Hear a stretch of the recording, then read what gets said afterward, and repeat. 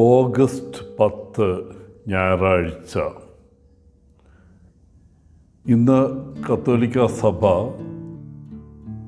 Prison ministry Sunday അല്ലെങ്കിൽ jail ശുശ്രൂഷ ഞായറാഴ്ചയായിട്ട് ആഘോഷിക്കുന്നു.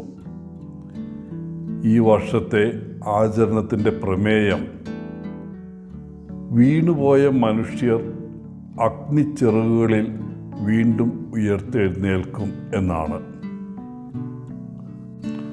ഈ ദിവസം ഞാൻ പ്രത്യേകമായി ഓർമ്മിക്കുന്നത് കുറ്റവാളികളല്ലാതിരുന്നിട്ടും ജയിലിൽ കഴിയേണ്ടി വന്ന, ജയിലിൽ അനീതിപരമായിട്ട് വേദന അനുഭവിക്കേണ്ടി വന്ന 2 പേരെക്കുറിച്ചാണ്.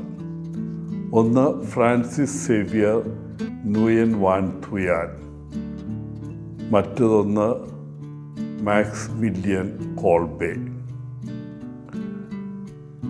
നുയൻ വാൻ തുയാൻ കത്തോലിക്ക സഭയിലെ ഒരു വിയറ്റ്നാമീസ് കർദിനാളായിരുന്നു.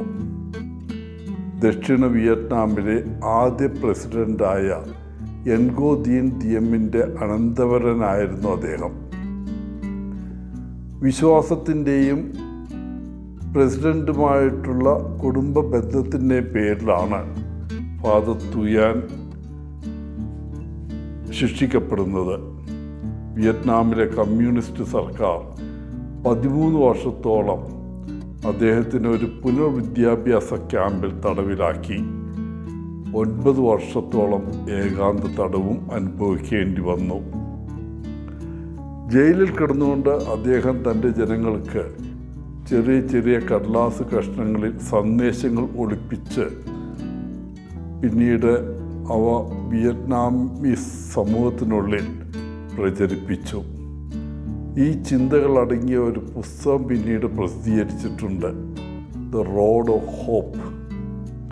മറ്റൊരു പുസ്തകമായ പ്രേയേഴ്സ് ഓഫ് ഹോപ്പ് ജയിലിൽ എഴുതിയ അദ്ദേഹത്തിൻ്റെ പ്രാർത്ഥനകൾ അടങ്ങിയിരിക്കുന്നു.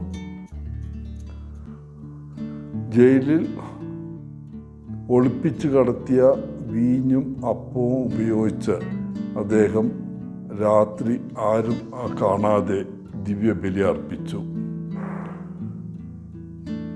ജയിൽ മോചിതനായ ശേഷം അദ്ദേഹത്തെ വിയറ്റ്നാമിൽ നിന്ന് നാടുകടത്തി. റോമിലെ നീതിക്കും സമാധാനത്തിനുമുള്ള പൊന്തിഫിക്കൽ കൗൺസിലിൻ്റെ പ്രസിഡൻ്റായി അദ്ദേഹത്തെ നിയമിച്ചു. 2002 സെപ്റ്റംബർ 16 റോമിലെ ഒരു ക്ലിനിക്കിൽ വെച്ച് അദ്ദേഹം ക്യാൻസർ ബാധിച്ച് മരിച്ചു.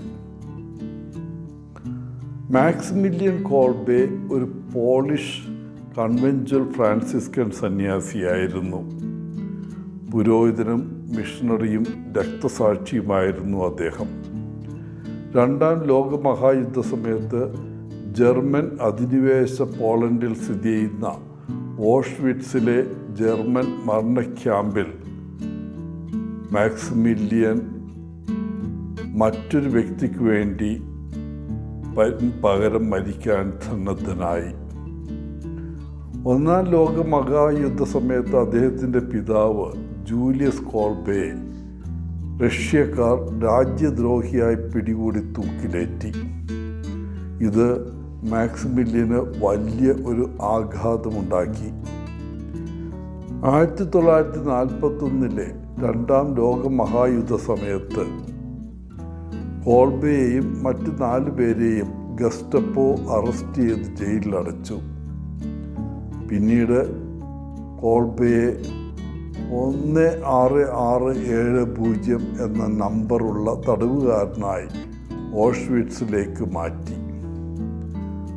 അദ്ദേഹം ജയിലിൽ പുരോഹിതനായി തുടർന്നു. പലപ്പോഴും അടിയും ചാട്ടവാറടിയും ഉൾപ്പെടെയുള്ള അക്രമാസക്തമായ പീഡനങ്ങൾക്ക് വിധേയനായി. 1941 ജൂലൈ അവസാനം ഒരു തടവുകാരൻ ക്യാമ്പിൽ നിന്ന് രക്ഷപ്പെട്ടു. ഇത് ഡെപ്യൂട്ടി ക്യാമ്പ് കമാൻഡറെ കൂടുതൽ രക്ഷപ്പെടൽ ശ്രമങ്ങൾ തടയുന്നതിനായി ഒരു ഭൂഗർഭ ബങ്കറിൽ പട്ടിണി കിടന്ന് വധിക്കാൻ 10 പേരെ തിരഞ്ഞെടുത്തു. ആ തിരഞ്ഞെടുക്കപ്പെട്ട ഒരാളായ ഫ്രാൻസിസ്ക് ഗജോണിസെക്, അദ്ദേഹം ഒരു പോളിഷ് കത്തോലിക്കനായിരുന്നു. അദ്ദേഹം ഉറക്കെ നിലവിളിച്ചു, എൻ്റെ ഭാര്യ, എൻ്റെ മക്കളെ എന്ന്. അത് കേട്ട് കോൾബെ അയാളുടെ സ്ഥാനം ഏറ്റെടുക്കാൻ സന്നദ്ധനായി. ജയിലിൽ കോൾബെ തടവുകാരെ പ്രാർത്ഥനയിലേക്ക് നയിച്ചു. 2 ആഴ്ചത്തേക്ക് വെള്ളം ലഭിക്കാതെ പട്ടിണി കിടന്നപ്പോൾ കോൾബെയും മറ്റു 3 പേരും ഒഴികെ ബാക്കി എല്ലാവരും മരണമടഞ്ഞു. അവർ കിടന്നിരുന്ന ബങ്കറുകൾ ശൂന്യമാക്കാൻ ആഗ്രഹിച്ച ജയിൽ ഉദ്യോഗസ്ഥർ ഇവർക്ക് കാർബോളിക് ആസിഡ് കുത്തിവെച്ച് അവരെ മരണത്തിലേക്ക് നയിച്ചു. അങ്ങനെ 1941 ഓഗസ്റ്റ് 14 കോൾബെ മരിച്ചു. പിറ്റേ ദിവസം ഓഗസ്റ്റ് 15-ാം തീയതി പരിശുദ്ധ കന്യാമറിയത്തിൻ്റെ സ്വർഗാരോഹണ തിരുനാൾ ദിവസം അദ്ദേഹത്തെ സംസ്കരിച്ചു. ഈ ജൂബിലി വർഷത്തിൽ 2025 ഡിസംബർ 14 തടവുകാരുടെ ജൂബിലി ആഘോഷിക്കാൻ സഭ തീരുമാനിച്ചിരിക്കുകയാണ്. അനുരഞ്ജനത്തിൻ്റെയും പുതുക്കലിൻ്റെയും ഒരു പുണ്യ നിമിഷമായിരിക്കും അത്. ജയിൽ മിനിസ്ട്രി ഇന്ത്യയുടെ CBCI chairperson bishop Jose Pulickan പറയുന്നത്, സഭ ശിക്ഷാവിധിക്കുള്ള കോടതി മുറിയല്ല, മറിച്ച് രോഗശാന്തിക്കുള്ള ആസ്പത്രിയാണെന്നാണ്. വ്യഭിചാരത്തിൽ പിടിക്കപ്പെട്ട സ്ത്രീയോട് ക്രിസ്തുവിൻ്റെ വാക്കുകൾ നമുക്കിവിടെ കേൾക്കാം. ഞാനും നിന്നെ കുറ്റം വിധിക്കുന്നില്ല, മേലിൽ പാപം ചെയ്യരുത്. പ്രിയപ്പെട്ടവരെ, വിശുദ്ധ മാക്സിമിലിയൻ കോൾബെയും ഫ്രാൻസിസ് സേവ്യർ വാൻതുവാനും ഈ ശുശ്രൂഷയ്ക്കായി മധ്യസ്ഥത വഹിക്കട്ടെ. എല്ലാവർക്കും നല്ലൊരു ദിനം ആശംസിച്ചുകൊണ്ട് ഒത്തിരി സ്നേഹത്തോടെ പോളച്ചൻ CSSR ഫ്രം ബാംഗ്ലൂർ.